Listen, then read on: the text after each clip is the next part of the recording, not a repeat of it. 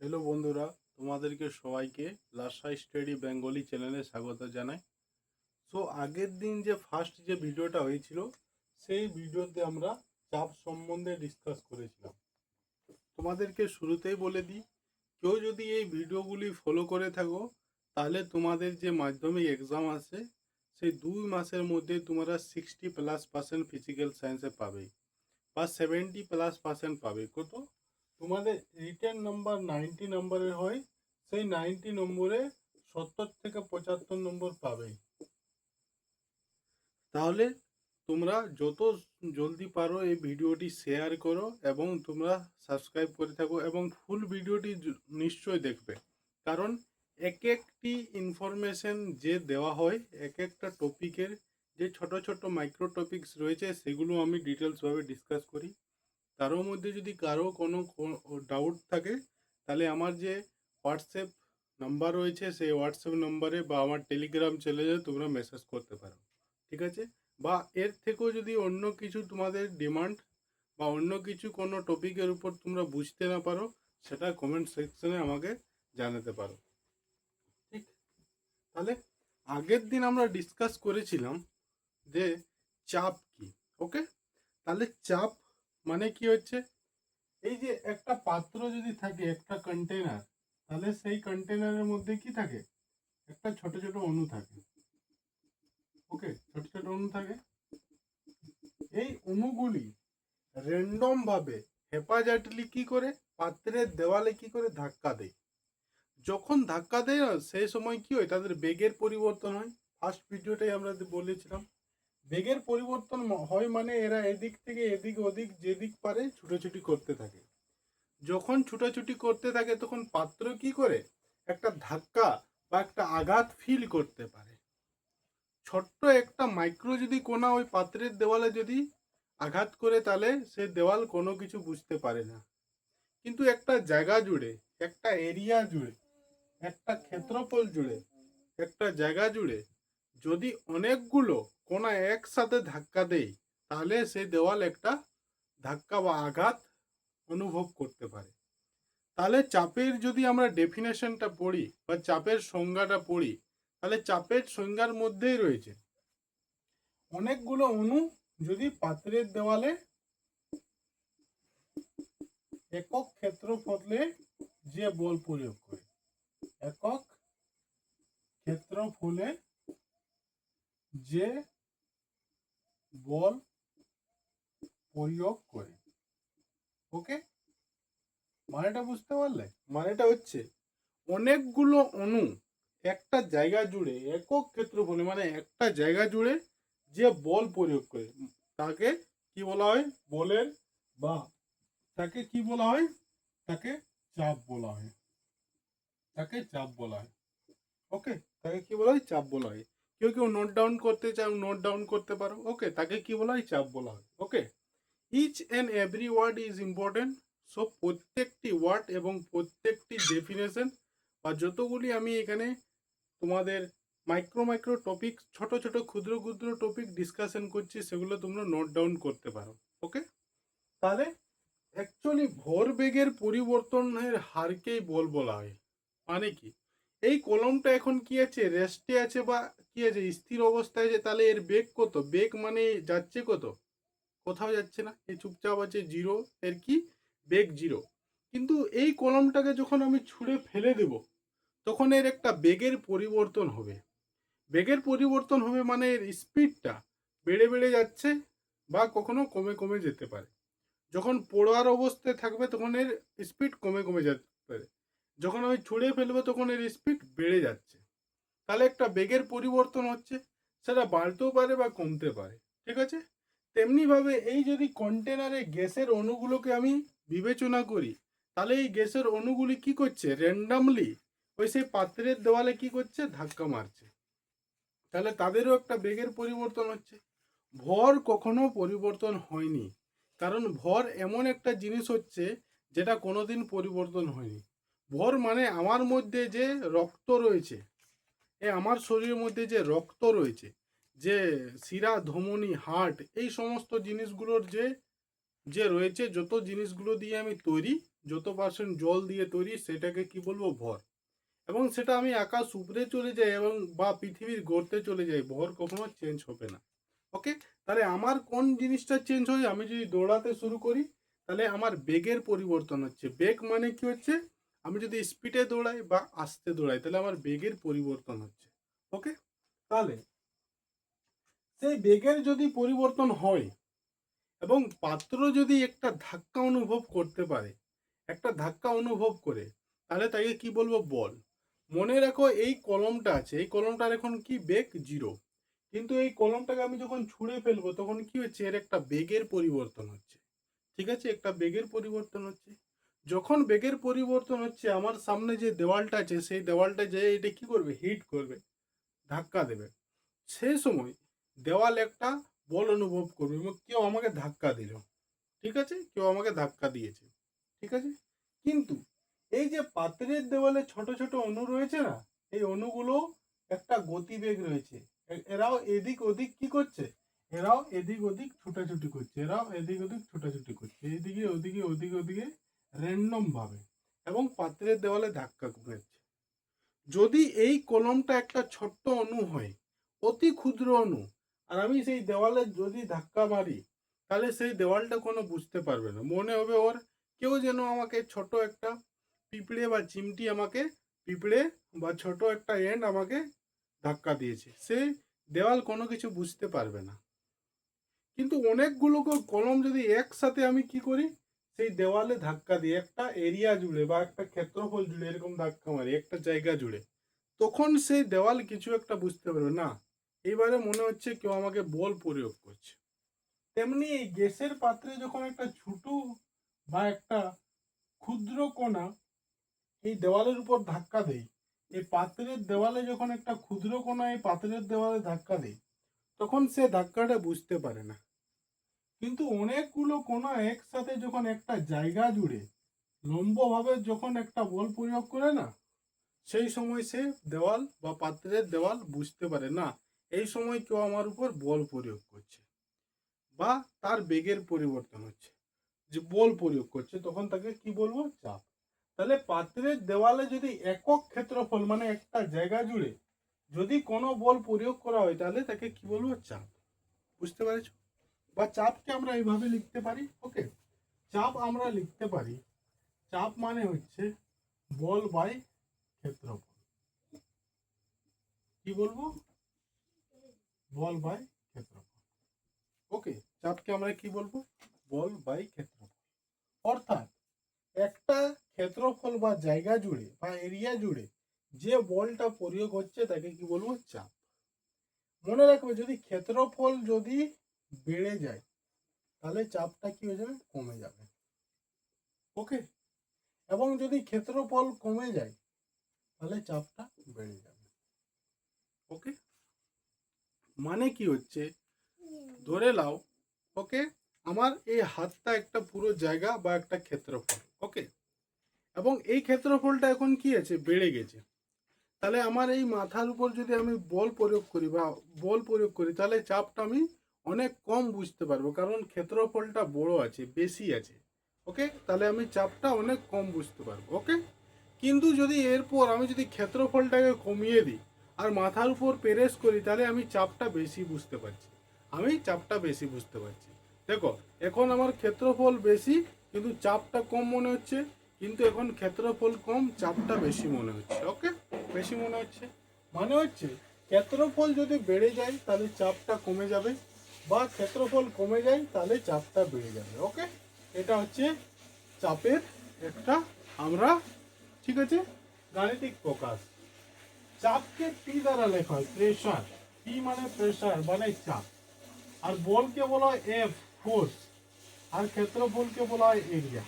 ওকে, তাহলে চাপকে আমি এভাবেও লিখতে পারি, চাপকে আমি P equal to F by এও লিখতে পারি। দেখো এই ভিডিওতে লং হবে, এই ভিডিওটা কি হবে? লং, কিন্তু এই ভিডিওর মধ্যে পুরো ডিটেল এক্সপ্লেনেশন থাকবে, চার্লস ল, বয়েলস ল, অ্যাভোগাড্রো ল এবং যত সমস্ত তোমাদের সংক্রান্ত ভৌতবিজ্ঞানে রয়েছে ক্লাস 10 মাধ্যমিকের জন্য। তোমরা যদি কেউ এই ভিডিওটি ধৈর্য ধরে দেখো তাহলে তোমাদের ক্লাস 11-এ ক্লাস 12-এও কোনো সমস্যা হবে না, যত সমস্ত বেসিক রয়েছে। ঠিক আছে, বুঝতে পেরেছো এতদূর? ওকে, এতদূর বোঝা গেছে। এরপরে দেখো চাপের একক কিভাবে বের করব। চাপের একক, ওকে, চাপের একক মানে হচ্ছে বলের একককে যদি আমি ক্ষেত্রফলের একক দিয়ে ভাগ করি। ওকে, চাপের একক মানে হচ্ছে বলের একককে আমি ক্ষেত্রফলের একক দিয়ে ভাগ করি। তাহলে বলের একক কি সেটা আমরা জানবো। বলের একক আমরা শিখেছি ডাইন। কি শিখেছি? ডাইন। ওকে, ডাইন। বা বলের একক আমি আরেকটা শিখেছি, সেটা কি হচ্ছে নিউটন। কি শিখেছি? নিউটন। ওকে, তাহলে এখানে চাপের একক কি হবে বলো? চাপের একক মানে আমরা জানি বলের একক বাই ক্ষেত্রফলের একক। ওকে,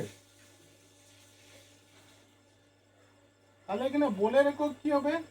আমি যদি এখানে নিই নিউটন, আর ক্ষেত্রফলের একক কি? ক্ষেত্রফলের একক যদি বের করি এই সাইডে, ক্ষেত্রফলের একক কি? ক্ষেত্রফল মানে কি? দৈর্ঘ্য গুণিত প্রস্থ। ওকে, তাহলে দৈর্ঘ্যকে তুমি কি দিয়ে মাপো? স্কেল দিয়ে মাপো, এবং স্কেলে কি লেখা থাকে? সেন্টিমিটার বা মিটার। তাহলে এর সিজিএস একক কি হয়ে যাবে? মিটার। আর প্রস্থকেও তুমি মিটার দিয়ে মাপো, তাহলে এর কি হয়ে যাবে? Metre square. তাহলে এখানে যদি ক্ষেত্রফলের এককটা আমি বসাই, তাহলে কি হয়ে গেল? চাপের একক কি হয়ে গেল? Newton per metre square. এটা কিসের?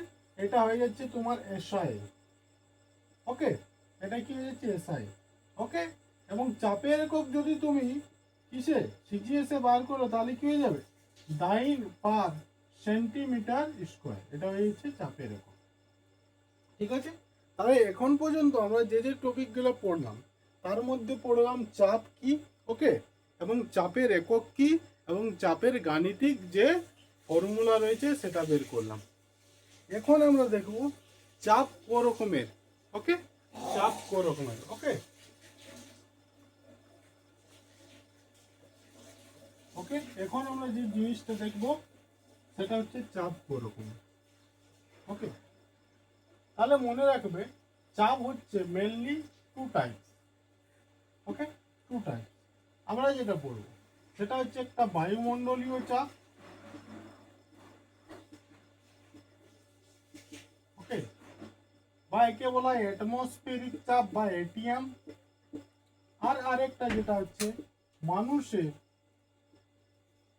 শরীরের চাপ। শরীরের চাপ বা একে বলা হয়, আমরা ব্লাড প্রেসার দিয়ে একটা এক্সাম্পল নিচ্ছি, ব্লাড প্রেসার। ওকে, মানুষের শরীরের চাপ বা ব্লাড প্রেসার। আর একটা হচ্ছে বায়ুমণ্ডলীয় চাপ বা এটিএম। তাহলে কি হবে? দেখো, আমরা যে পৃথিবী রয়েছি, এই পৃথিবীর মধ্যে একটা কি আছে? গ্রেভিটেশনাল ফোর্স আছে বা মাধ্যাকর্ষণ শক্তি আছে। এই মাধ্যাকর্ষণ শক্তির ফলে যতগুলো ভারী জিনিস আছে, সেই ভারী জিনিসগুলোকে পৃথিবী তার নিজের দিকে টেনে রেখেছে। যত ভারী সে তত কাছে, যত ভারী সে তত কাছে। কিন্তু যখনই আমরা একটু হালকা হবে, সেই হালকা পদার্থগুলি আকাশের উপরে ভাসমান, ওকে, ভেসে বেড়ায়। মনে রাখো, তুমি যদি হালকা থাকো তাহলে তুমি আকাশে ভেসে বেড়াবে, কিন্তু তুমি যদি ভারী থাকো তাহলে পৃথিবী তোমাকে নিজের দিকে টেনে নেবে। ওকে, তাহলে যত সমস্ত ভারী কণা আছে তারা পৃথিবীর চারিদিকে, পৃথিবীর এই পৃষ্ঠের চারিদিকে থাকে। কিন্তু হালকা কণাগুলো কি থাকে? হালকা কণাগুলো বাতাসে ভেসে বেড়ায় এবং বায়ুমণ্ডল তৈরি করে। বাতাসে ভেসে বেড়ায় এবং বায়ুমণ্ডল তৈরি করে। এই যে হাওয়াটাকে, এই যে বাতাস আছে বা ছোট ছোট কণা রয়েছে, কিভাবে এটাকে আমি বুঝতে পারবো? তুমি যখন বাইকটা স্পিডে চালাবে, তখন তুমি সেই হাওয়াটা বা বাতাস ফিল করতে পারো। অনেক স্পিডে দেখবে তোমার উপর একটা চাপ পড়ছে। ঠিক আছে, তেমনি ভাবে তুমি যদি এখানে দাঁড়িয়ে আছো, ধরে নাও সাপোজ আমি এখানে দাঁড়িয়ে আছি, তাহলে আমার উপর এই যে পৃথিবী আছে, তো আমার উপর পৃথিবীর যে বায়ুমণ্ডল চারিদিক থেকে কি করছে? এরকম পিলারের মতো কি করছে? চাপ দিয়ে রেখেছে। এবং সেই চাপটা কি জন্য? সেই চাপটা হচ্ছে বায়ুমণ্ডল থাকার জন্য। ওকে, সেই জন্য একে বলা হয় বায়ুমণ্ডলীয় চাপ। একে কি বলবো? বায়ুমণ্ডলীয় চাপ। ওকে, একে কি বলবো, বায়ুমণ্ডলীয় চাপ। তাহলে এটাকে যদি আমি ইজি ভাষায় লিখি, তাহলে যে আমার বডি রয়েছে, ওকে, আমার যে বডি রয়েছে, এই বডির উপর পৃথিবীর পৃষ্ঠের একটা চাপ পাচ্ছি আমি। ওকে, কি পাচ্ছি? চাপ। এটা আমার বডি। ওকে, এটা আমার বডি, একটা চাপ পাচ্ছি। ওকে, কিন্তু কি হচ্ছে, যদি আমি চাপ পেতাম তাহলে কি হতো, চাপ পাচ্ছি তাহলে কি হতো, এই যে আমার বডিটা কি হয়ে যেত, চ্যাপ্টা হয়ে যাওয়ার কথা, এরকম ব্লাস্ট, এরকম নিজে চ্যাপ্টা হয়ে যাওয়ার কথা। ওকে, ব্লাস্ট হয়ে যাওয়ার কথা বা চ্যাপ্টা হয়ে যাওয়ার কথা। কিন্তু আমি কি চ্যাপ্টা হই? না, আমি চ্যাপ্টা হই না। কেন চ্যাপ্টা হই না? কারণ আমার যে বায়ু, মানুষের শরীরের চাপ, ওকে, মানুষের শরীরের চাপ, মানে আমার শরীরও সমানভাবে বিপরীত দিকে একটা চাপ প্রয়োগ করে। এদিক থেকে বায়ুমণ্ডলীয় চাপ, এদিক থেকে বায়ুমণ্ডলীয় চাপ, এদিক থেকে বায়ুমণ্ডলীয় চাপ, এদিক থেকে বায়ুমণ্ডলীয় চাপ। আমার শরীরও সেম বিপরীতমুখী একটা বায়ুমণ্ডলীয় চাপ আমার দেহের রক্তের চাপ এদিকে প্রয়োগ করে। তাহলে যদি আমার এরকম শরীর থাকে, ওকে, ঠিক আছে, তাহলে একটা যদি বায়ুমণ্ডলীয় চাপ পড়ছে, তাহলে শরীরও এই চাপটার বিপরীতমুখী একটা বল প্রয়োগ করছে। চাপ মানে বল প্রয়োগ করছে। নিউটনস থার্ড ল, প্রত্যেক ক্রিয়ার সমান ও বিপরীত প্রতিক্রিয়া বল রয়েছে। তাহলে এদিক থেকে যদি একটা বল আছে, তাহলে এদিক থেকেও একটা মানুষের শরীরের চাপ প্রয়োগ হচ্ছে। ওকে, চাপ প্রয়োগ হচ্ছে। তাহলে দুটো বরাবর হওয়ার জন্য আমার শরীরটা চ্যাপ্টা হয়ে যায়নি, আমার শরীরটা চ্যাপ্টা হয়ে যায়। কিন্তু ওকে, কিন্তু মনে রাখবে একটা জিনিস, আমি এখানে বললাম পৃথিবী যে আছে, পৃথিবীর যে ভারী জিনিসগুলো কি আছে, ভারী জিনিসগুলো এর চারিদিকে আছে, কিন্তু হালকা জিনিসগুলো উপরে উপরে আছে, মানে উপরে হালকা হালকা জিনিস রয়েছে। ওকে, কিন্তু পৃথিবীর পৃষ্ঠের যে চারিদিকে রয়েছে সেগুলো ভারী ভারী জিনিসগুলো রয়েছে। ওকে, ভারী ভারী জিনিসগুলো রয়েছে। ওকে, এরপরে কোনো মানুষ এই সমতল স্থানে আছে এবং কেউ পাহাড় উপরে আছে। ওকে, পাহাড়ে, এবং কেউ মাটির গর্ত করে একদম নিচে আছে। ওকে, ভূপৃষ্ঠের নিচে আছে, কেউ ভূপৃষ্ঠের নিচে আছে। তাহলে বলো সব থেকে বেশি অণু কোথায় থাকবে? সব থেকে বেশি অণু এটা এখানে থাকবে, কারণ এটা পৃথিবীটাকে যদি আমি বিরাজ করি, পৃথিবী ভাবি, তাহলে এটা পৃথিবীর সমতল, আর এটা একটা পাহাড়, এবং এটা পৃথিবীর মধ্যে কোনো একটা গর্ত। তাহলে মানুষ সব থেকে বেশি অক্সিজেন, হাইড্রোজেন এই গ্যাসগুলো কোথায় পাবে? এই জায়গাতে। কারণ পৃথিবীর সমস্ত ভারী জিনিসগুলোকে নিচের দিকে টেনে রেখেছে। যত উপরে যাব এই জিনিসগুলো কি হতে যাবে? কম হতে যাবে। আর যত আরো ভিতরে যাব এই জিনিসগুলো কি হবে? আরো বেড়ে বেড়ে যাবে। তাহলে যখন আমি এইখানে থাকবো, এই জায়গাতে সমতল স্থানে, তখন কি হবে? এই যে বায়ুমণ্ডলীয় চাপ যেটা আছে আর আমার যে শরীরের যে চাপ আছে, সেটা কি হয়ে যাবে? সমান সমান হয়ে যাবে, সমান সমান হয়ে যাবে, সমান সমান। কিন্তু তোমরা মনে করো আমি যদি পাহাড় উপরে আছি, ওকে, তাহলে কোন জিনিসটা কমে যাবে বলো না? সেইখানে এই যে চারিদিকে যে বায়ুমণ্ডলীয় যে চাপটা রয়েছে সেটা কমে যাবে। বায়ুমণ্ডলীয় চাপটা কি হয়ে যাবে? কমে যাবে। কেন কমে যাবে? কারণ সেইখানে বায়ু বা অক্সিজেন কম থাকে। কেন অক্সিজেন কম থাকে? পৃথিবীর আকর্ষণ, মধ্যাকর্ষণ শক্তির ফলে কি হয়? ভারী জিনিসগুলো পৃথিবীর পৃষ্ঠের কাছে থাকে, কিন্তু যত উপরে উপরে যাব ধূলিকণা, অক্সিজেন এই সমস্ত গ্যাসগুলো কম কম হয়ে যায়। ওই জন্য আমি পাহাড়ের উপরে যখন চাপবো, তখন কি হবে? যে এখানে যে অক্সিজেন গ্যাসটা কমে যাবে। অক্সিজেন গ্যাস কমে যাচ্ছে মানে কি? বায়ুমণ্ডলীয় চাপ বা এটিএম চাপ, অ্যাটমসফেরিক চাপটা কমে যাচ্ছে। উপর দিক থেকে কোনো চাপ আমি ফিল করতে পারছি না। কোথায়? পাহাড়ের উপরে। তাহলে কোন চাপটা এখানে বেশি? আমার শরীরের রক্তের চাপটা বেশি। সেই জন্যে কি হবে জানো? যখন আমি পাহাড়ি এলাকায় উঠবো, সেই সময় কি হয়? আমার নাক থেকে রক্ত বের হবে। কেন?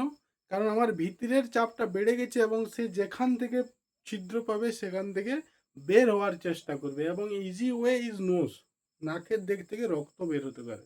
কারণ আমার ভিতরের যে ব্লাড প্রেশার বা শরীরের যে চাপটা বেড়ে গেছে, এবং বাইরের যে বাতাসের চাপটা কমে গেছে, কারণ উপরে বাতাস কম। বাতাস কম কারণ মধ্যাকর্ষণ শক্তির জন্য উপর দিকে যে শুধু অল্প সংখ্যক কি থাকে? বায়ুমণ্ডলীয় বা অক্সিজেন গ্যাস এই সমস্ত জিনিস থাকে। কিন্তু পৃথিবীর মাধ্যাকর্ষণ শক্তি কোথায় সব থেকে বেশি? গভীরে। যখন আমি গভীরে চলে যাব, যখন আমি গভীরে চলে যাব, ওকে, গভীরে চলে যাব, তখন এই সময় কোন গ্যাসগুলো এখন মাধ্যাকর্ষণ শক্তির জন্য গভীরে সব থেকে বেশি গ্যাস থাকে? যখন গ্যাস সব থেকে বেশি থাকে সেই সময় কি হবে বলো না? এখানে, ঠিক আছে, বায়ুমণ্ডলীয় চাপটা বেড়ে যাবে, কারণ ওখানে গ্যাস বেশি।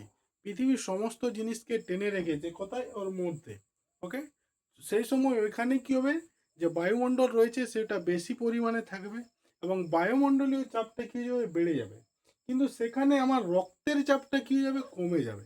ওই জন্য আমি যখন ভিতরের দিকে চলে যাব বা কেউ সাঁতার কাটে, সেই সময় তাদেরকে একটা স্পেশাল ভাবে স্যুট দেওয়া হয়। ওকে, যারা স্কুবা ডাইভার, যারা নিচে সাঁতার কাটে, ওকে, কেন দেওয়া হয়?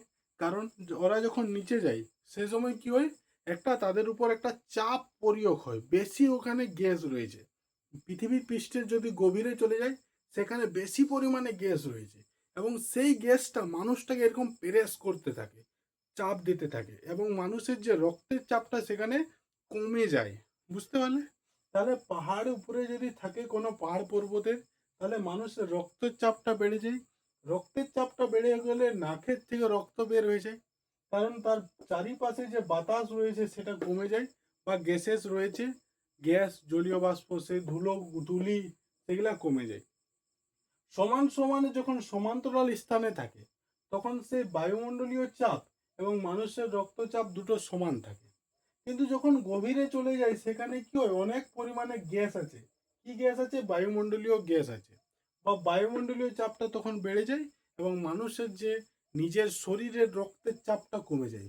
ফলে তুমি যখন গভীরে যে যাবে তখন কি হবে, তুমি যদি একদম গভীরে চলে যাও, সমুদ্রের নিচে চলে যাও, তখন সমুদ্রের জল তোমাকে এরকম ব্লাস্ট করে দেবে। ওকে, ব্লাস্ট করে দেবে। এবং তুমি যদি আকাশ উপরে চলে যাও, একদম মহাকাশচারী, ওকে, উপরে সব থেকে টপ, সেখানে যদি তুমি কোনো শ্যুট না পড়ে যাও স্পেশাল, ওই জন্য যারা যারা অ্যাস্ট্রোনট রয়েছে, ওকে, মহাকাশচারী জন, ওরা স্পেশাল ভাবে একটা শ্যুট পরে যায়। এবং যদি সেই শ্যুটটা না পরে নিয়ে যদি ওরা আকাশে, মহাকাশচারীরা, ঠিক আছে, তারা ওইখানে যদি ট্রাভেল করে, তাহলে কি হবে জানো? যখনই ওরা শ্যুটটা খুলে দেবে তাদের যে ব্লাড প্রেশারটা ভিতরে বেড়ে যাবে, কারণ ওখানে একটুকু অক্সিজেন নাই, না ধূলিকণা নাই, কারণ ওইখান থেকে পৃথিবীর মধ্যাকর্ষণ বলটা অনেক কমে গেছে। ওখানে জিরো, না ধূলিকণা রয়েছে, না কোনো গ্যাস রয়েছে, তখন কি হবে, ভিতরের যে ব্লাড প্রেশারটা বেড়ে যাবে এবং পুরো বডিটা এরকম ব্লুম করে ব্লাস্ট হয়ে যাবে, রক্তটা বাইরে চলে আসবে। ঠিক আছে, বুঝেছো? তাহলে আমরা এখন ডিসকাস করলাম বায়ুমণ্ডলীয় চাপ এবং মানুষের শরীরের চাপ, এবং দুটো কোথায় কোথায় বেড়ে যায় এবং কোথায় কোথায় কমে যায়, এবং আকাশ মহাকাশচারীরা কেন সেইভাবে স্পেশাল ড্রেস পরে, এবং যারা নিচে গভীরে সাঁতার কাটে তারা কেন স্পেশাল ড্রেস পরে। ওকে, এরপরে আমরা যে জিনিসটা পড়বো সেটা হচ্ছে, ওকে, এরপরে যে আমরা জিনিসটা পড়বো সেটা হচ্ছে বয়েলস ল। ওকে, বা বয়েলের সূত্র, বয়েলের সূত্র।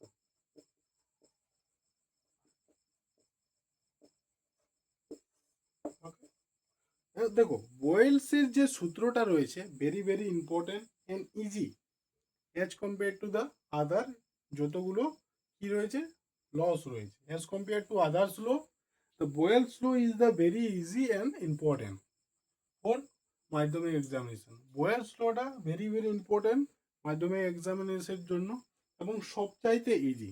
ওকে, দেখো, আমরা কি করি, বা আমরা গ্যাসে, আমরা পাম্প দিয়েছি, কি দিয়েছি? পাম্প, সাইকেলের পাম্প। সাইকেলের পাম্পটা যদি তুমি লক্ষ্য করো তাহলে ওইখানে কি থাকে, একটা পিস্টন। পিস্টন মানে তুমি যেটাকে এরকম প্রেস করো, ওকে, আর তার সাথে কি থাকে, এমনি ভাবে একটা পাইপ থাকে। ওকে, সেই পাইপটাতে কি হয়, গ্যাস বের হয়, ওকে, পাম্প বের হয়। ঠিক আছে, তুমি যখন এই পিস্টনটাকে নিচের দিকে প্রেস করতে থাকো, নিচের দিকে প্রেস করতে থাকো, যত প্রেস করতে যাও এই দিক থেকে তত গ্যাসগুলো বের হয়ে যায়, গ্যাসগুলো বের হয়ে যায়, যত প্রেস করতে থাকো এইখান থেকে গ্যাসগুলো তত বের হয়ে যায়। যখন এই পেস্টনটা নিচে চলে যায় তখন সবচেয়ে সব পরিমাণ গ্যাস এখান থেকে যত সমস্ত গ্যাস ছিল সব বের হয়ে যায় একটাও গ্যাস সেখানে থাকে না, একটাও গ্যাস সেখানে থাকে না। এই কনসেপ্টটা থেকেই বয়েলসের সূত্র তৈরি হয়েছে। ওকে, বা মনে রাখবে আমরা এখানে যতগুলো সমস্ত সূত্র পড়বো না, তিনটা জিনিসের উপর থাকবে। একটা হবে চাপ, আর একটা হবে উষ্ণতা,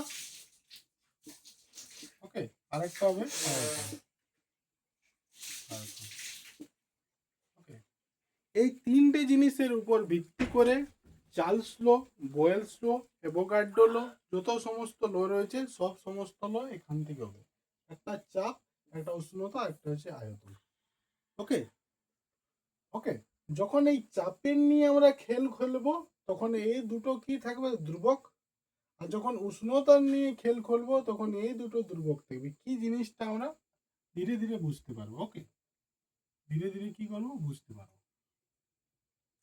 তাহলে কি হচ্ছে, এই যে তুমি সিলিন্ডারটা, গ্যাসের সিলিন্ডারটি ছিল, তোমার যে সাইকেলের পাম্প ছিল, সেখানে কি করছিলে, তুমি একটা চাপ প্রয়োগ করছিলে, চাপ বা পোল প্রয়োগ করছিলে। সেই চাপের ফলে কি হচ্ছে দেখো, এই যে গ্যাসগুলো যত রয়েছে, এই যে গ্যাস যেগুলো থাকে না, সেগুলোকে বলা হয় তার আয়তন। যতটা জায়গা জুড়ে গ্যাস থাকে সেটাকে কি বলবো, তার আয়তন। তাহলে আয়তনকে কিভাবে মাপায়, আয়তন আমরা ছোটবেলায় সেই ওষুধ খেয়েছি, সেই যে ক্যাপ বা ঢাকনটা থাকে, সেই ঢাকনাটাতে কি থাকে, 1 ml, 2 ml, 5 ml। ঠিক আছে, তরলের যেভাবে গ্যাসের যে আয়তন মাপা হয় আর তরলের যে আয়তন মাপা হয় দুটো সমান। তাহলে এখানেও কি থাকবে, 0 ml, 1 ml, 2 ml, 5 ml, 10 ml। তো সাপোজ 10 ml পর্যন্ত কি আছে, গ্যাস বা গ্যাসের অণুগুলো রয়েছে। তুমি বলো, যখন চাপ প্রয়োগ করবে বা বল প্রয়োগ করবে, তাহলে এই আয়তনটা সেম থাকবে কি কমে কমে যাবে? অবভিয়াসলি কমে কমে যাবে। যখনই তুমি এটাকে প্রেস করবে না, এই আয়তনটা কি হবে জানো, আয়তনটা এখান থেকে এই যে গ্যাসের অণুগুলো আছে না, নিচে চলে আসবে। ওকে, তাহলে এই আয়তনটা কি হয়ে যাবে, ধরে নাও 6 ml হয়ে যাবে। আবার তুমি যখন প্রেস করবে তখন এই গ্যাসের অণুগুলো এই নিচে চলে যাবে, এই গ্যাসের অণুগুলো নিচে চলে যাবে। তাহলে আবার তুমি প্রেস করলে, প্রথমে ধরে নাও প্রথমে যে সিলিন্ডারটি ছিল, সেই সিলিন্ডারটি যে গ্যাসগুলো ছিল সেগুলো 10 ml পর্যন্ত ছিল সাপোজ। এরপর তুমি কি করেছো, চাপ প্রয়োগ করেছো। যখনই চাপ প্রয়োগ করলে তখন কি হবে, সেই গ্যাস সিলিন্ডারে কি হয়ে যাবে, গ্যাসগুলো নিচে চলে আসবে এবং এর আয়তনটা কি হয়ে যাবে, আয়তনটা কমে যাবে, ধরে নাও 5 ml হয়ে যাবে। ওকে, তাহলে কি হচ্ছে, তাহলে তুমি একটা জিনিস দেখতে পাচ্ছ, যত আমি চাপ প্রয়োগ করছি তার আয়তনটা কি হচ্ছে, কমে কমে যাচ্ছে। উল্টো কেস কি হতে পারে, উল্টো কেস কি হতে পারে, তুমি এই যে গ্যাসের যে কন্টেনারটা ছিল, এই যে পিস্টনটা ছিল, সেটাকে তুমি উপর দিকে ঠেলে দিলে, উপর দিকে টানলে। যখন তুমি উপর দিকে টানবে তখন এই অণুগুলো কি করবে, আবার উপরের দিকে উঠে যাবে, আয়তনটা বেড়ে যাচ্ছে। তাহলে চাপ যখন বাড়াচ্ছি, চাপ যখন বৃদ্ধি করছি, ওকে, আয়তনটা কি হয়ে যাচ্ছে বলো না, আয়তনটা কমে যাচ্ছে। আয়তন কি হয়ে যাচ্ছে, কমে কমে যাচ্ছে। ওকে, বুঝতে পারলে? আবার দেখো, একটা সিলিন্ডারে কি আছে, এত দূর পর্যন্ত পিস্টনটা রয়েছে, বা একটা আমি আবার এটাকে ড্র করছি। ওকে, বুঝতে পারলে? দুটো কেস নিয়ে নিচ্ছি। ওকে, দুটো কেস নিয়ে নিচ্ছি। একটা সিলিন্ডার আছে, সেই সিলিন্ডারে একটা পিস্টন রয়েছে এবং পিস্টনের মধ্যে কি রয়েছে, গ্যাস রয়েছে। সিলিন্ডারটাকে যখন নিচের দিকে করছি, ধরে নাও 10 ml পর্যন্ত কি রয়েছে, 10 ml পর্যন্ত গ্যাসের আয়তন রয়েছে, মানে গ্যাস যতটা জায়গা জুড়ে আছে সেটা তার আয়তন। ঠিক আছে, এবং যে চাপ প্রয়োগ করছি, ধরে নাও সেম সিলিন্ডারটা আছে আর তুমি চাপ এতখানা চাপ প্রয়োগ করলে, যখন এতখানা চাপ প্রয়োগ করবে তখন আয়তনটা কি হচ্ছে, কমে যাচ্ছে, মানে গ্যাসের অণুগুলো নিচের দিকে চলে আসবে, একটা ফিল করতে পারবে, চাপ ফিল করতে পারবে, মানে আয়তন ধরে নাও 6 ml হয়ে গেল, কমে গেল। ওকে, তাহলে যতই আমি চাপ প্রয়োগ করছি, চাপ বাড়াচ্ছি, আয়তনটা কি হচ্ছে, কমে কমে যাচ্ছে, আয়তনটা কমে কমে যাচ্ছে। যদি আবার এই সিলিন্ডারটা আবার আমি কি করি, যদি আমি আয়তনটা চাপটা বাড়াই, তাহলে আবার কি হয়ে যাবে, আয়তনটা কমে যাবে, ধরে নাও 2 ml হয়ে যাবে, আয়তনটা কমে কমে যাবে। বুঝতে পারিস? উল্টো কেসটা করলে সেটাই হবে। ধরে নাও কি করব, এইটা আমি চাপটা কমিয়ে দিলাম, চাপটা কমিয়ে দিলাম, তখন কি হবে, আয়তনটা আবার বেড়ে যাবে, যে অণুগুলো নিচে গেছিল সে অণুগুলো আবার নিজের জায়গায় চলে আসবে। এখানেও যদি চাপটা কমিয়ে দিই তাহলে আবার যে অণুগুলো নিচে গেছিল সেগুলো কি করবে, উপর উঠে যাবে। তাহলে চাপ যখন আমি বাড়াচ্ছি আয়তনটা তখন কি হচ্ছে, কমে কমে যাচ্ছে। চাপ যখন বাড়াচ্ছি আয়তনটা কমে কমে যাচ্ছে, বা চাপ যখন আমি কমাচ্ছি আয়তনটা তখন কি হচ্ছে, বেড়ে বেড়ে যাচ্ছে। চাপ যখন বাড়াচ্ছি তখন আয়তন কমে যাচ্ছে, আর চাপ যখন কমাচ্ছি আয়তন বেড়ে যাচ্ছে। মানে উল্টো উল্টো জিনিস হচ্ছে, এই উল্টো উল্টো জিনিসগুলোকে বলা হয় একে অপরের ব্যস্তানুপাতিক। ওকে, একে অপরের কি বলা হয়, ব্যস্তানুপাতিক। এবং ব্যস্তানুপাতিককে সবসময় এইভাবে লেখা হয়, মানে যদি একটা বাড়ে তাহলে একটা কমবে, আর একটা যদি কমে তাহলে একটা বাড়ে। তাহলে আমি চাপ আর আয়তনের যে জিনিসটা পেলাম সেটা এভাবে পেলাম, চাপ ব্যস্তানুপাতিক 1/আয়তন। ওকে, চাপ ব্যস্তানুপাতিক 1/আয়তন। তাহলে কোশ্চেন আসতে পারে, স্যার আমি এটাকে এভাবেও তো লিখতে পারি, আয়তন ব্যস্তানুপাতিক 1/চাপ। তাহলে কোনটা ঠিক, উপরেরটা ঠিক না নিচেরটা ঠিক? মনে রাখবে, যেটা ফিক্স থাকবে এবং যেটাকে চেঞ্জ করব সেটা এখানে আসবে। তাহলে এইখানে দেখো, আয়তনটা আমি যে গ্যাস সিলিন্ডারে যতগুলো গ্যাস নিয়েছিলি সেটা সেম আছে, কিন্তু আমি কি বারবার চেঞ্জ করছি, চাপটা। তাহলে চাপটা সবসময় নিচে আসবে। তাহলে ফার্স্টে কি আসবে, আয়তন, আর সেকেন্ডে যেটা চেঞ্জ করছি বারবার সেটা চাপ। তাহলে আমার এই জিনিসটা লেখা যাবে না, আমাকে সবসময় লিখতে হবে আয়তন ব্যস্তানুপাতিক 1/চাপ। ওকে, আয়তন ব্যস্তানুপাতিক 1/চাপ। বুঝতে পেরেছ? আয়তন ব্যস্তানুপাতিক 1/চাপ। দেখো, আয়তনের ইংরেজি হচ্ছে ভলিউম, ওই জন্য এটাকে ভি লেখা হয়, এবং চাপের ইংরেজি হচ্ছে প্রেসার, তার জন্য এটাকে লেখা হয় পি। মনে রাখবে, যখন একটা এরকম যখন সমানুপাতিক বা ব্যস্তানুপাতিক থাকে, এবং সমানুপাতিক এবং ব্যস্তানুপাতিকটা যখন আমি তুলে নেব সেই সময় একটা আমাকে এখানে ধ্রুবক, সেই ধ্রুবকটা মনে হচ্ছে কে। তাহলে এটাকে যদি গুণ করি তাহলে ভি, তাহলে কে গুণিত 1 মানে কে, আর নিচটাতে হয়ে যাবে পি। নিচে কি আছে 1, এদের বজ্র গুণন কি হয়ে যাবে, এটা ভি গুণিত পি, আর এটা কি যাবে কে গুণিত 1 মানে কে। ওকে, ওকে। তাহলে আবার বলে দিচ্ছি আমরা যেটা জিনিসটা পেলাম সেটা আয়তন কার সাথে, ব্যস্তানুপাতিক চাপের সাথে। এই সংখ্যার এই যদি সাইনটাকে তুলে দিই আর সমান লিখি তাহলে আমাকে একটা দুর্ভোগ লাগবে, সেই দুর্ভোগটা মনে হচ্ছে ধরে নাও কে, সেই দুর্ভোগটাকে। ওকে, এবার যদি আমি এটার সাথে এটা গুণ করি তাহলে এটা কি যাবে, কে গুণিত 1 মানে কে, আর নিচে পি ছিল মানে পি, আর এই সাইডে বি ছিল মানে বি। এরপর যদি আমি বজ্র গুণন করি, নিচে 1 আছে, তাহলে এটা কি হবে, পি গুণিত বি সমান কে। এটা হয়ে গেল বক্সের মধ্যে। ওকে, তাহলে এই সিলিন্ডারটায় যখন আমি গ্যাস ইনপুট করব তখন একটা কি এর আয়তন থাকবে কি না, প্রথম থেকে ফার্স্ট থেকেই সেটা হচ্ছে বি1, ধরে লিখছি বি1। এবং তুমি যখন কোনো চাপ দিয়ে না ছিলে তখন একটা চাপ থাকবে কি না, হ্যাঁ, এই গ্যাসের নিজস্ব চাপ বা এই বায়ুমণ্ডলীয় চাপ। ঢাকনাটা যদি খোলা থাকে তাহলে বায়ুমণ্ডল কি করবে, এর উপরও চাপ করবে, আমার উপর চাপ দিচ্ছে তাহলে এর উপর চাপ দিচ্ছে, তাহলে সেই চাপটা ধরেছি পি2। ওকে, কিন্তু তুমি কি করেছো, একটা চাপ দিচ্ছ, তাহলে সেই চাপটা, তোমার দেওয়া চাপটা হচ্ছে পি2, এবং তার ফলে আয়তনটা কমে যেতে পারে বা বেড়ে যেতে পারে। এই ক্ষেত্রে কমে যাচ্ছে, সেজন্য হয়ে যাচ্ছে বি2। ওকে, তাহলে তুমি যে নিয়েছিলে এগুলো সব নোট ডাউন করে নাও। ওকে, এগুলো সব নোট ডাউন করে নাও। তুমি যে প্রথমে যে আমি একটা গ্যাস সিলিন্ডার নিয়েছি, ওকে, ফার্স্ট কি করলাম, আমি প্রথমে একটা গ্যাস সিলিন্ডার নিলাম। ওকে, তাহলে এই গ্যাস সিলিন্ডারে কি আছে, অণু আছে এবং এর ঢাকনাটা খোলা আছে। যদি অণু আছে তাহলে এর আয়তন থাকবে।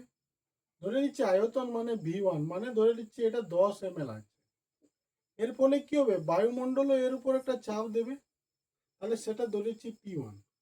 P1 মানে ধরে নিচ্ছি 10 atm, ওকে, বা কোনো একটা চাপ, ওকে, এটিএম এজি যে কোনো একটা চাপ। এরপরে তুমি কি করলে, এখানে একটা পিস্টন অ্যাড করলে এবং পিস্টনের থ্রু তুমি কি করলে, এটার উপর চাপ দিতে শুরু করলে।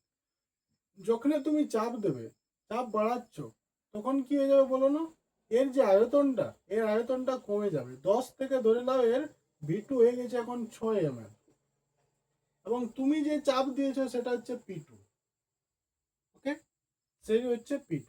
তাহলে আমরা একটা জিনিস জানলাম যে ভি সমানুপাতিক কি হয়ে যায় 1/p, আর পিভি সমান কি হয়ে যায় কে। যদি এটাকে তুলে দিই তাহলে কি হয়ে যাবে কে গুণিত 1/p, আর ভি ইকুয়াল টু কে গুণিত 1 মানে কে বাই পি, আর এখান থেকে কি হয়ে যায় পিভি সমান কে।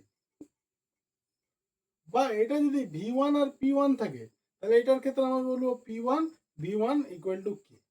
এর ক্ষেত্রে কি বলবো P2 V2 ইকুয়াল টু কে। আবার যদি তুমি এই গ্যাস সিলিন্ডারটাই আবার যদি চাপ বাড়িয়ে দাও, আবার যদি বেশি চাপ বাড়িয়ে দাও, তাহলে এইবারে চাপ হয়ে যাবে P3, এবং যে আয়তন হয়ে যাবে সেটা হয়ে যাবে V3। তাহলে এর ক্ষেত্রে আমি লিখবো P3 V3 ইকুয়াল টু কে। ঠিক আছে, দেখো এই সাইডের গুলো যদি সমান থাকে, ডান সাইডের গুলো সমান থাকে, তাহলে আমরা যে বাঁ সাইডের গুলো যেগুলো থাকে না, সেগুলোকেও সমান করে দিই, যেগুলোকেও সমান করে দিই, আর ইকুয়াল টু কে লিখে দিই, ওকে। তাহলে এটা হচ্ছে বয়েলের সূত্রের গাণিতিক রূপ, P1 V1 equal to P2 V2 equal to P3 V3। বা আমি যদি দুটোর কেস লিখি, তাহলে এটা লিখবো P1 V1 সমান P2 V2, এরকম বক্সের মধ্যে, ওকে, গট ইট, বুঝতে পেরেছো? তাহলে বয়েলসের সূত্রটা, যদি কারো কোনো কিছু ডাউট থাকে তাহলে আমার হোয়াটসঅ্যাপ চ্যানেল রয়েছে, সেখানে চলে আসতে পারো, বা আমাকে হোয়াটসঅ্যাপে ডাইরেক্টলি মেসেজ করতে পারো, বা এই যে ভিডিওর যে কমেন্ট সেকশন রয়েছে সেখানেও কমেন্ট করতে পারো। এবং কেউ যদি বুঝতে পারো যে না আমি কি করতে পারছি, এই যে ভিডিওর থেকে হেল্পফুল পাচ্ছি, তাহলে নিশ্চয়ই চ্যানেলটিকে সাবস্ক্রাইব এবং শেয়ার এবং লাইক জরুর করো, নিশ্চয়ই করো, ঠিক আছে। এবং আমি বলে দিচ্ছি, এই যদি ভিডিওগুলো তোমরা ফলো করো, তাহলে নভেম্বর এবং ডিসেম্বরের মাসের মধ্যেই তোমাদের মাধ্যমিকের যত সমস্ত কোশ্চেন আসবে ভৌত বিজ্ঞানে, অল টোটাল কোশ্চেন তোমরা করতে পারবে। এবং যারা যদি ভালো করে পড়ে এবং ভিডিওটির প্রত্যেকটা জিনিসকে নোট ডাউন করে নিজের খাতায় লিখে এবং বারবার করে সেগুলো রিভিশন করে, আমি তো এবিটিএ এবং ডাব্লিউবিটিএ এখানেই করাবো, এবং টেস্ট পেপার যেগুলো রয়েছে করাবো, ওকে। তাহলে তোমরা যদি প্র্যাকটিস করো তাহলে দেখবে 75 নম্বর বা 62 63 64 পাচ্ছই, গ্যারেন্টি, আই শিওর ইউ, ওকে, আমি গ্যারেন্টি দিচ্ছি। তাহলে এটা হয়ে গেল বোয়েলের সূত্রটা আমরা বুঝতে পারলাম, ওকে, P1 V1 P2। তাহলে দেখো বোয়েলের সূত্রের কিন্তু একটা জিনিস মনে রাখো, ওকে, সেখানে উষ্ণতা আর আয়তন চেঞ্জ করা যাবে না, ওকে, সরি, এখানে উষ্ণতা না, উষ্ণতা চেঞ্জ করা যাবে না, তার সাথে সাথে ভরও চেঞ্জ করা যাবে না। কেন স্যার উষ্ণতা চেঞ্জ করা যাবে না? কারণ যদি তুমি কোনো একটা সিলিন্ডারে গ্যাস থাকে এবং তুমি যদি উষ্ণতা বাড়াও বা কমাও, তাহলে এর যে অণুগুলো আছে না, এই অণুগুলো কি করবে, এই যে আগুন, নিচে আগুন জ্বালিয়ে দিয়েছো, আর এগুলো ধরে নাও অণু, অণু মানে হচ্ছে মানুষ, তাহলে এই মানুষগুলো ছটপটাবে এবং এর আয়তনটা কি হবে, বেড়ে যাবে বা অনেক বেড়ে যাবে। তাহলে তুমি এখানে আগুন জ্বালাতে পারবে না। তোমাকে আয়তন বাড়া বা কমা একটা থ্রুই করতে হবে, সেটা হচ্ছে চাপ বাড়িয়ে, ওকে, চাপ বাড়িয়ে।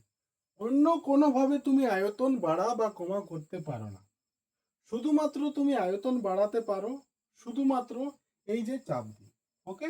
মানে বলছি, তোমার একটা সিলিন্ডারে যদি তোমার কাছে এরকম অণু আছে, ওকে, অণু আছে, এবং এই সিলিন্ডারটির ঢাকনা খোলা আছে, একটা পাত্রের মধ্যে ধরো গ্লাস টিলাসের মধ্যে বা একটা কোনো একটা ডাব্বা রয়েছে, বাক্স রয়েছে, সেখানে অণু রয়েছে, ওকে। অণুকে যদি আমি হিট দিই, আগুন দিই, তাহলে কি হবে, এই যে মানুষ রয়েছে, অণুগুলো রয়েছে, মানুষ মানে অণু, এগুলো কি হবে, ছটপট করবে এবং এখান থেকে বেরিয়ে যাবে, আর আয়তনটা আবার বেড়ে বেড়ে যাবে। তাহলে আয়তন তোমাকে আলাদাভাবে করা যাবে না যখন চাপকে তুমি ধরেছো। চাপ যখন ধরবে তখন উষ্ণতা সবসময় কি থাকবে, ধ্রুবক থাকবে, তার সাথে সাথে ভরও ধ্রুবক থাকবে। মানে তুমি আয়তন বাড়া বা কমা করতে পারো, কিন্তু শুধুমাত্র এই চাপ দিয়ে উপরের থেকে, কারণ চাপকে আমরা ধরেছি। কোনোভাবে উষ্ণতা বা আয়তন চেঞ্জ করা যাবে না, শুধুমাত্র এখানে যে স্থির থাকবে মানে চেঞ্জ করা যাবে না সেটা হচ্ছে উষ্ণতা। আর কি স্থির থাকবে তার সাথে সাথে স্থির মানে তুমি চেঞ্জ করতে পারবে না, সেটা হচ্ছে ওর ভর। তাহলে তুমি বাইরের থেকে উষ্ণতা দিতে পারবে না এবং তুমি বাইরের থেকে ভর চেঞ্জ করতে পারবে না। তুমি শুধুমাত্র চেঞ্জ করতে পারো এর চাপ। এই চাপের থ্রু তোমাকে আয়তনটা বাড়া বা কমাতে পারো। বুঝতে পেরেছো? তাহলে এটা ছিল বলছে শুধু। এরপর আমরা জেনে নিচ্ছি এই যে চাপ উষ্ণতা আয়তন আছে, এটাকে সাইডে লিখছি আমি। ওকে, তাহলে চাপ, ওকে, চাপের কেসটা পড়লাম, সেটা বয়েলের সূত্র। সেকেন্ড হচ্ছে উষ্ণতা, সেটাও পড়বো আমরা, সেটা চার্লসের সূত্র। আর থার্ড যেটা পড়বো সেটা হচ্ছে আয়তন, সেটা হচ্ছে অ্যাভোগাড্রোস ল, সেটা হচ্ছে অ্যাভোগাড্রোস ল। চাপের যখন পড়ছি সেটাকে কি বলবো, বয়েলের সূত্র। এবং এখানে কি কি দুর্ভোগ থাকবে, এখানে যে জিনিসগুলো দুর্ভোগ থাকছে সেগুলো হচ্ছে, সেগুলো কি কি দুর্ভোগ থাকছে, উষ্ণতা চেঞ্জ করা যাবে না। যখন চাপটাকে নিব তখন বাকি এই উষ্ণতা কোনোভাবে চেঞ্জ করতে পারবো না, আর ভর কোনোভাবে চেঞ্জ করতে পারবো না। তাহলে তোমরাই বলো, যদি এই উষ্ণতার ফর্মুলাটা নিই আর যেটাকে আমরা চার্লসের সূত্র বলি, তাহলে এখানে কি চেঞ্জ করতে পারবো না বলো না? এখানে যদি উষ্ণতার কাজ ধরছি, উষ্ণতার থ্রু আমি আয়তন বাড়া কমা করতে পারি, তাহলে আমি অন্য জিনিস চেঞ্জ করতে পারবো না, সেটা হচ্ছে কি, চাপ। এখানে তাহলে চাপ স্থির থাকবে আর ভর স্থির থাকবে। বুঝতে পারছো? বুঝতে পারছো? আর যদি আয়তন আমি কনসিডার করি, তাহলে এখানে যে অ্যাভোগাড্রোর সূত্র, তাহলে অ্যাভোগাড্রোর সূত্রে কি এখানে চেঞ্জ করতে পারবো না, সেটা হচ্ছে চাপ আর উষ্ণতা আমরা পড়বো। ঠিক আছে? ওকে, এরপরে হচ্ছে লেখচিত্র। ওকে, লেখচিত্র, ঠিক মনে রাখবে, লেখচিত্র ভেরি ভেরি ইম্পর্টেন্ট। ঠিক আছে, আমি এটা, ঠিক আছে। এরপরে দেখো বয়েলের সূত্র বা চার্লসের সূত্র, লেখচিত্র। লেখচিত্র জিনিসটা কি? ওকে, লেখচিত্র বা এটাকে ইংরেজিতে বলা হয় গ্রাফ। লেখচিত্র বা এটাকে ইংরেজিতে বলা হয় গ্রাফ। দেখো গ্রাফ যেটা থাকে, ঠিক আছে, ওকে সরি, ওকে, গ্রাফ যেটা থাকে মনে রাখবে, গ্রাফ মেনলি কোন রকমের, মেনলি যে গ্রাফ থাকে একটা হচ্ছে সমানুপাতিক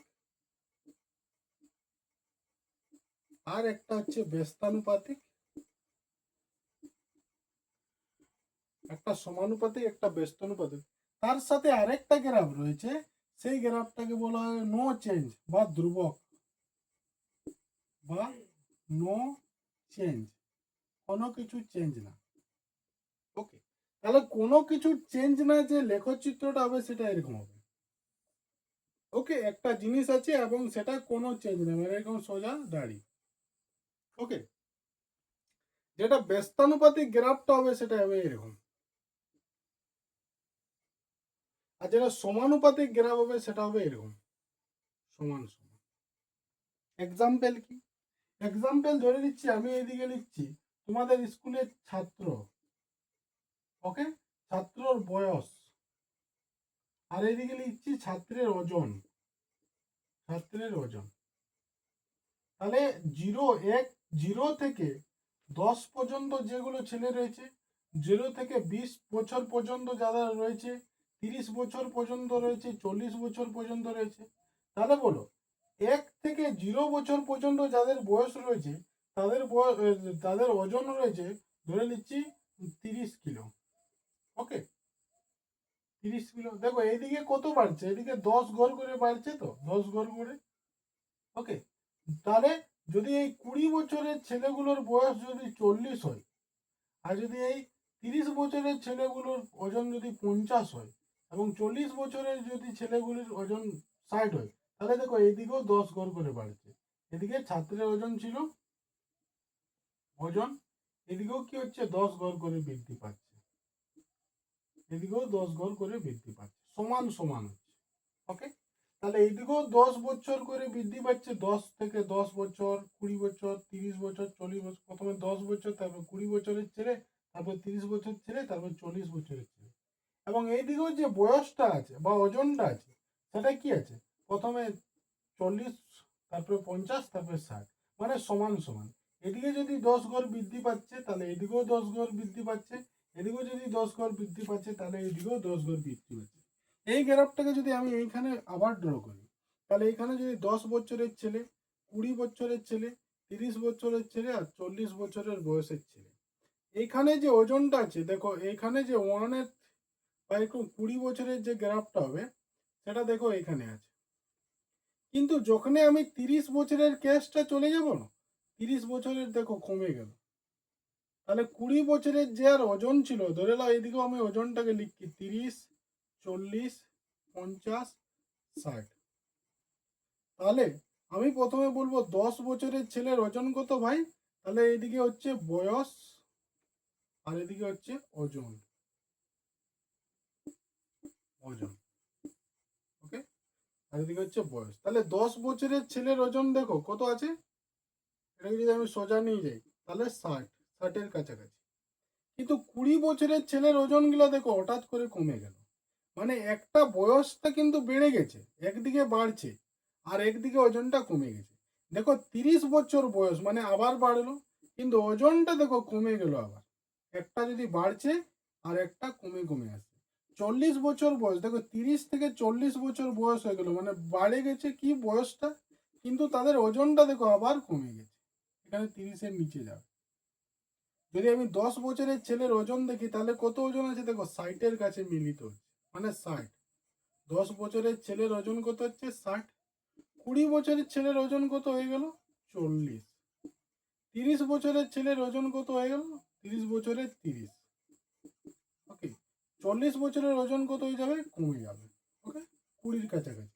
তাহলে দেখো এইদিকে 10 থেকে 20, 20 থেকে 30, 30 থেকে 40, একদিকে কি হচ্ছে বৃদ্ধি পাচ্ছে, অপর দিকে কি হচ্ছে 60 থেকে 40, 40 থেকে 30, 30 থেকে 20 কি হচ্ছে কমে কমে যাচ্ছে।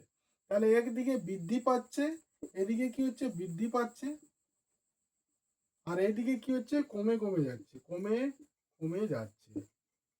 তাহলে যদি একদিকে বাড়ে আর একদিকে কমে, সেটা কিসের গ্রাফ, সেটা হচ্ছে ব্যস্তানুপাতিক গ্রাফ। কিন্তু একটাও যদি বাড়ে তার সাথে যদি আরেকটাও বাড়ে, সেটাকে কিরকম গ্রাফ, সমানুপাতিক গ্রাফ।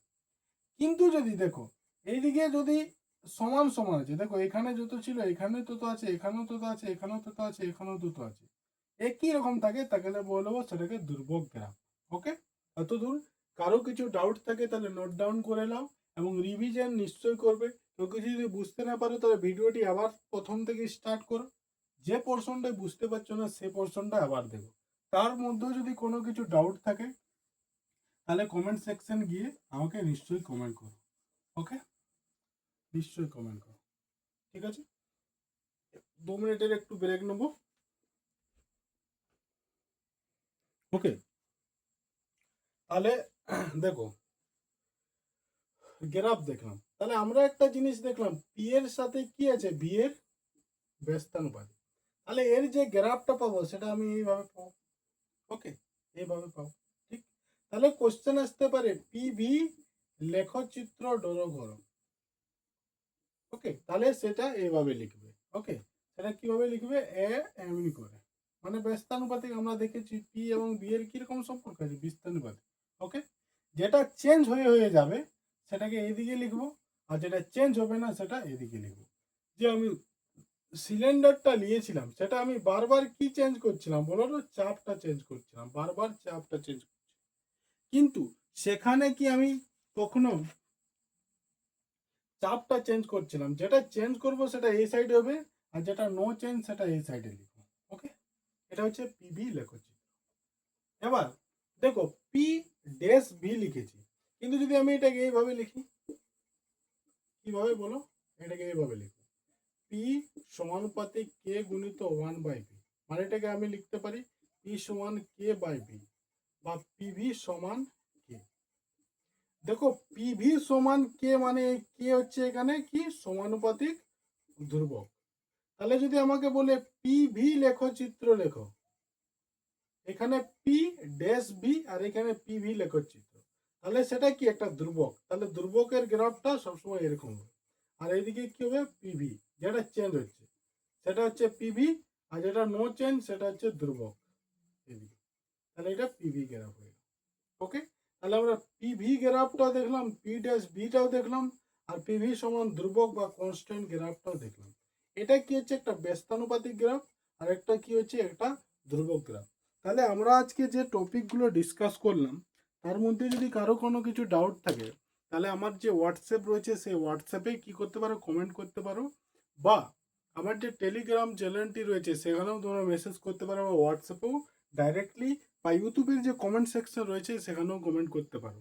এবং তোমাদের যদি মনে হয় এই ভিডিওগুলো হেল্পফুল হয়ে থাকে, তাহলে আমার যে চ্যানেলটিকে তোমরা সাবস্ক্রাইব করে নিতে পারো, Lhasa study Bengali. Lhasa study Bengali চ্যানেলটিকে তোমরা নিশ্চয়ই সাবস্ক্রাইব করে থাকো। ওকে, এবং 10-এর আমি একটাই গ্যারেন্টি দিয়ে বলছি, যদি তোমরা এই ভিডিওগুলো ফলো করে থাকো, তাহলে তোমাদের যে অঙ্ক রয়েছে, যে যে ভৌতবিজ্ঞানের অঙ্ক রয়েছে, ভৌতবিজ্ঞানের কনসেপ্ট রয়েছে, ভৌতবিজ্ঞানের লেখচিত্র রয়েছে, ভৌতবিজ্ঞানের যত সমস্ত টপিক সেটা কভার আপ হবে, এবং নভেম্বর এবং ডিসেম্বর মাসের মধ্যেই কভার আপ হবে, এবং জানুয়ারিতে আমরা পুরো এবিটিএ এবং ডাব্লিউবিটিএ কমপ্লিট করব। তাহলে আজকে যে টপিকটা আমরা এখানে ডিসকাস করলাম, দ্যাট ইজ বয়েলস ল, এবং বয়েলসের লেখচিত্র, এবং বয়েলসের গাণিতিক রূপ। তার সাথে চাপ ডিসকাস করলাম, এবং চাপ যদি একটা সমতল পৃষ্ঠে, পাহাড় উপরে এবং ভূপৃষ্ঠে কীরকম তার চেঞ্জ হয় সেগুলো ডিসকাস করলাম। ওকে, তাহলে আজকে আমি এই ভিডিওটি এখানেই কি করব, এখানে আমি এই ভিডিওটি স্টপ করব, এবং নেক্সট যে আমাদের ভিডিও স্টার্ট হবে that is Charles law. Thank you, জয় হিন্দ।